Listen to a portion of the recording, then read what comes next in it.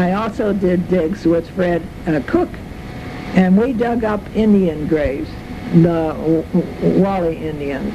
Ralph didn't go with me on these. I personally dug up 21 Wally graves and Indians, and once we took 7 Indians, each in a chicken box, to the University of Illinois to Professor Clark Larson. He used them to teach students to find out what the Wally Indians ate, why they died, how old they were, what diseases they had, and so forth. And on the way north, we stayed overnight at a motel with the 7 boxes of Indians in our motel room. I was afraid. I said, Ralph, we can't leave them out in the car. They're nice boxes. Someone's going to take them.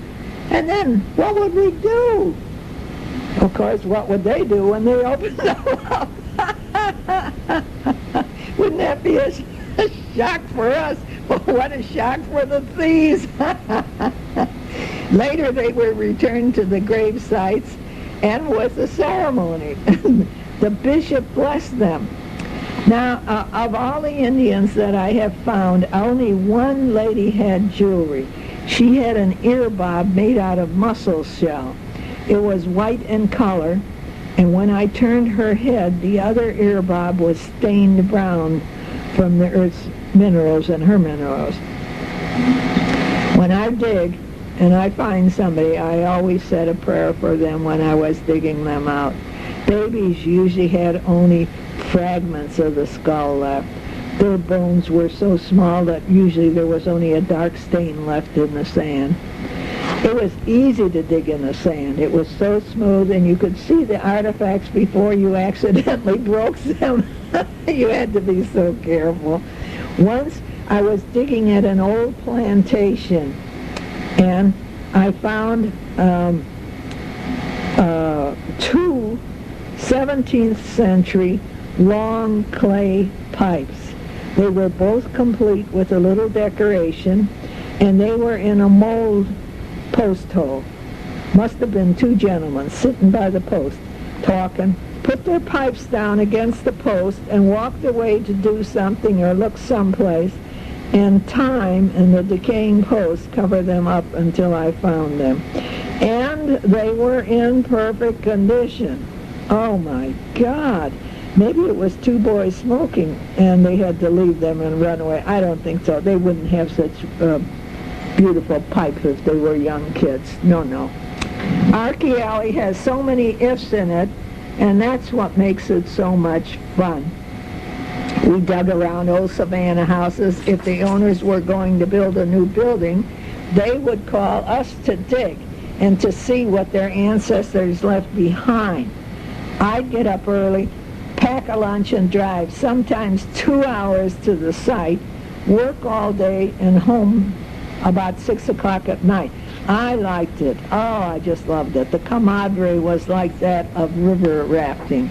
And digging is a feeling of calm, relaxed happiness. Just to be in a sandy Georgia pit digging up the past.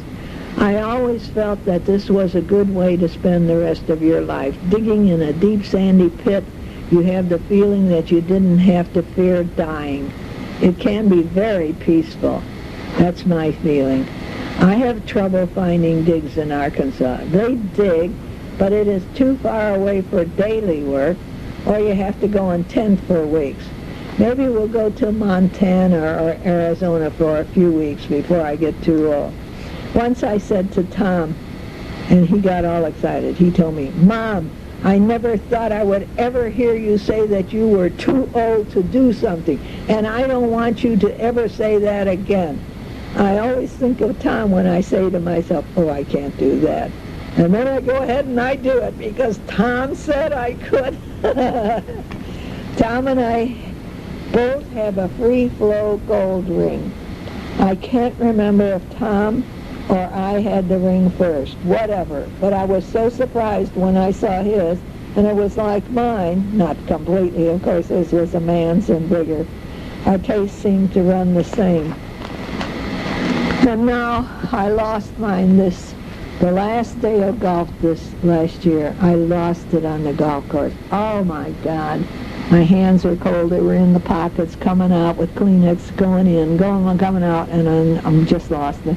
And when I went up to Chicago, I said to Carol, I'd like to see Tom's ring. I want to draw a picture and see if I can have someone make something. It's hard to explain to people. A ring with holes in it. What does that mean, you know?